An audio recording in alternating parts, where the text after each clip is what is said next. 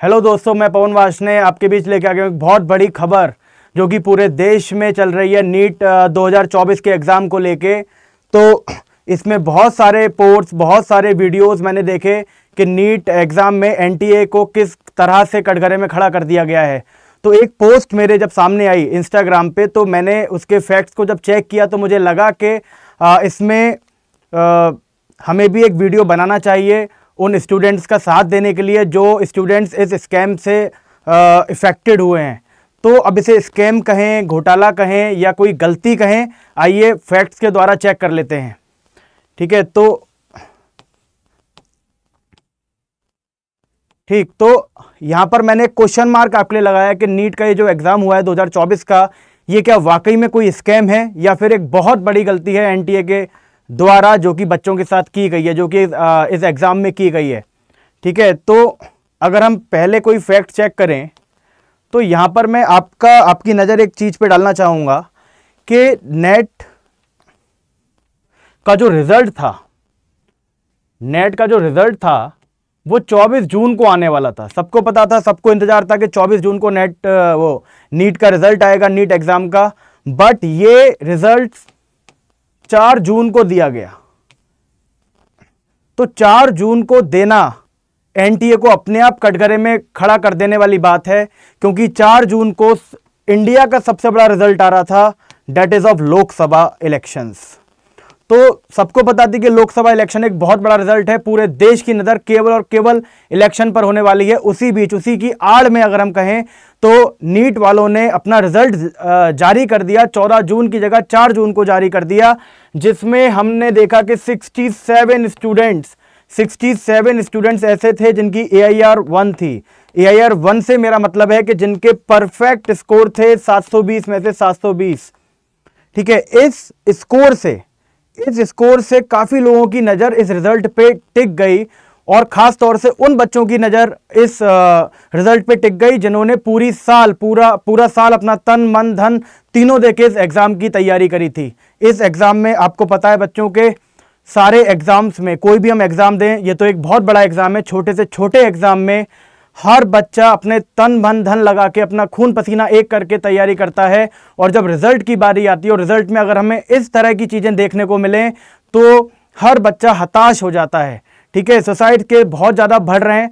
ठीक है, उसका तो ये बच्चों की हताशा है। ठीक है, ये बच्चे हताश क्यों ना हो जब उन्हें इस तरह का रिजल्ट पूरी साल मेहनत करने के बाद नजर आए। जब वो एजेंसी जो इतना बड़ा एग्जाम कंडक्ट करा रही है वो जब कटघरे में खड़ी हो जाए तो वो बच्चे कहाँ पर जाएंगे? अगर वो एजेंसी के पास नहीं जाएंगे तो वो कहाँ जाएंगे? जिस एजेंसी पर इतना ज़्यादा भरोसा करके हमने उसे इतनी बड़ी रेस्पॉन्सिबिलिटी सौंप रखी है, अगर वो इस तरह से गलतियां करेगी या आप घोटाला कहो कि घोटाला करेगी, तो बच्चे किस पर भरोसा करेंगे? ठीक है, कैसे वो अपने माँ बाप को समझाएंगे, कैसे वो सोसाइटी को समझाएंगे, कैसे वो अपने आप को समझाएंगे कि हमारी की हुई जो मेहनत है उस पर पानी फिर गया है केवल इस वजह से कि कुछ गलतियां हो गई या कुछ इस वजह से कि कोई घोटाला हो गया। ठीक है, तो जब ये नज़र में आया तो इस पर आगे बात बढ़ी, लोगों ने इसे संज्ञान में लेना स्टार्ट किया।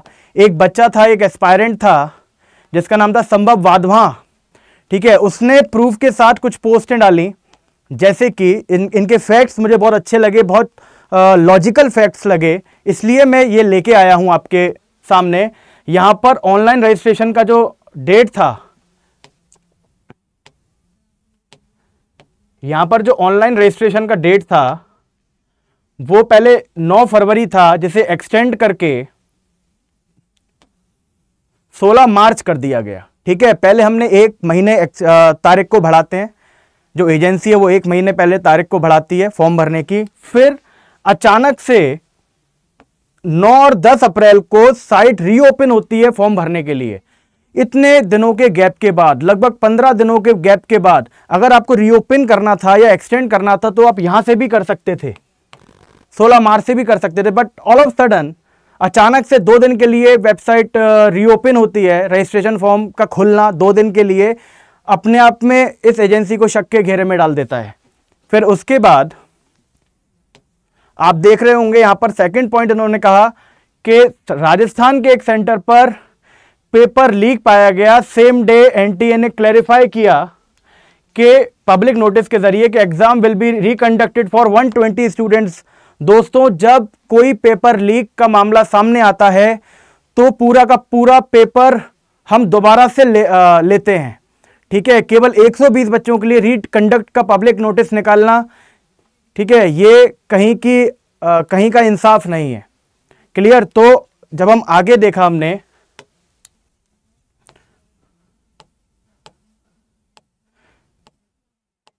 देखिए यहां पर पहले बड़े बड़े कोचिंग इंस्टीट्यूट ने दावा किया कि हमारे चार चार स्टूडेंट्स परफेक्ट स्कोरर होंगे, यानी कि 720 में 720 नंबर लाएंगे। बट जब रिजल्ट आया तो दोनों इंस्टीट्यूट के 16 स्टूडेंट्स क्या रहे? परफेक्ट स्कोरर्स रहे। ठीक है, 720 में 720 अंक। तो 67 बच्चों ने 720 अंक प्राप्त किए हैं। क्या ये मजाक है? क्या कोई ऐसा पेपर है जिसमें 67 बच्चे 720 में 720 अंक लाएं? ठीक है, चलिए मान भी लेते हैं कि वो सारे बच्चे इतना पढ़े कि 720 में 720 अंक लाना उनके लिए पॉसिबल हो पाया। बट एक और चीज मैं आपको दिखाना चाहूंगा कि इसमें से एक हरियाणा का एक सेंटर था झज्जर। ठीक है, झज्जर डिस्ट्रिक्ट का एक सेंटर था, उसमें से लगातार, ये देखिए, लगातार 1 2 3 4 5 6 7 8 9, ये 9 बच्चे ऐसे हैं जिनके 720 में से 720 अंक आए। तो एक ही सेंटर पे इतने सारे बच्चों की रैंक 1 आना या 720 में 720 मार्क्स को लाना, क्या ये कोई क्या बोलते हैं उसे, क्या ये कोई इत्तेफाक है?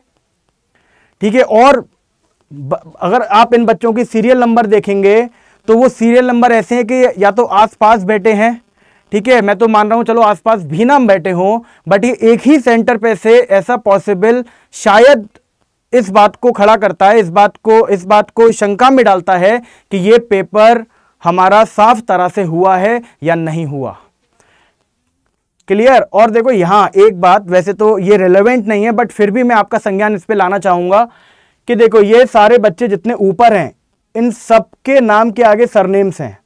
ठीक है, ये सबके नाम के आगे सरनेम्स हैं। फिर अचानक ये सारे सरनेम्स यहां से गायब हो जाते हैं जिनके परफेक्ट नंबर हैं।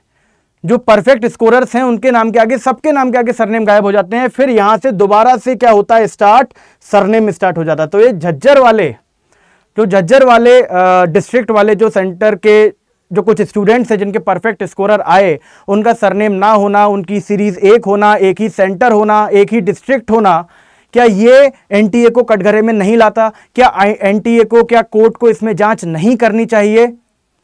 ठीक है, तो ये सवाल पूरे भारत के लिए एक बड़ा मुद्दा बन चुका है।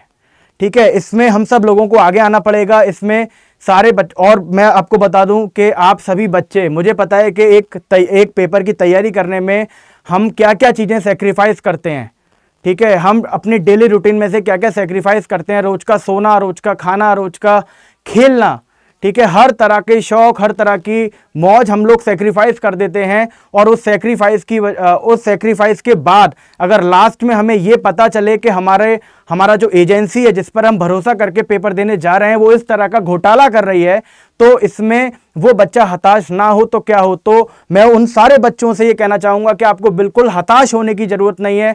हम सब मैं पवन वार्ष्णेय आपके बिल्कुल साथ खड़ा हूँ और इस मुहिम को, हम एक मुहिम स्टार्ट करेंगे। इस मुहिम को हम आगे लेके जाएंगे कि नीट का पेपर रिकंडक्ट हमें कराना चाहिए। हम प्रेशर बनाएंगे एनटीए पे, हम प्रेशर बनाएंगे सुप्रीम कोर्ट पे कि जल्दी से जल्दी वो नीट का ये जो एग्ज़ाम है, जो नीट का घोटाला हुआ है, इसमें जांच बिठाए और इसे खारिज कराए और नया नीट का पेपर रिकंडक्ट कराने का ऑर्डर दे।